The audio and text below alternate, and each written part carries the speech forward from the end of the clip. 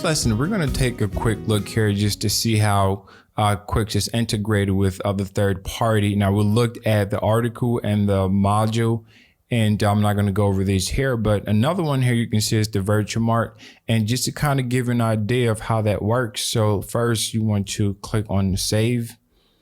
We're just going to save it. So let's go on to the front end.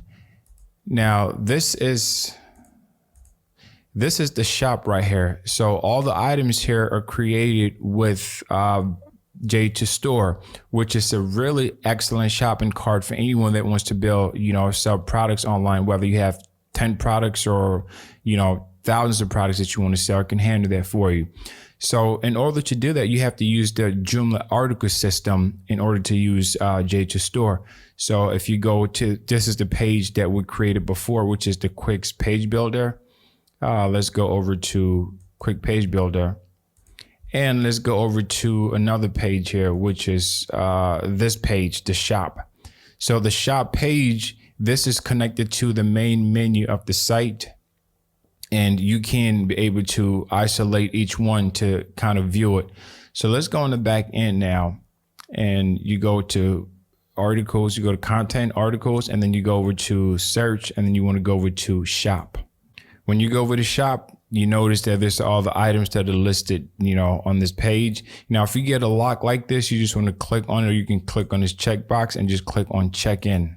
And then let's click on this product here, which is this one that we're seeing right here. Now, in order for you to use J2store, you have to first turn your page into a products page. So right now, this one that we created is asking treat as a product.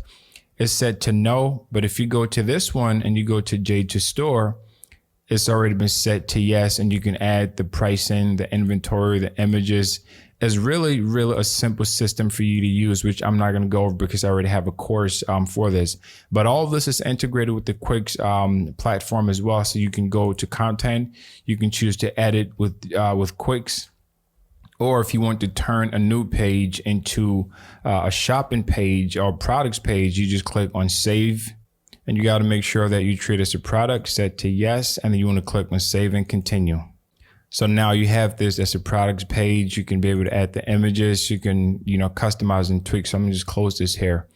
But I really wanted to just kind of show you that Quix allow you to be able to integrate with other shopping cart, other softwares that you can see here to be able to add more features and do so much more with it.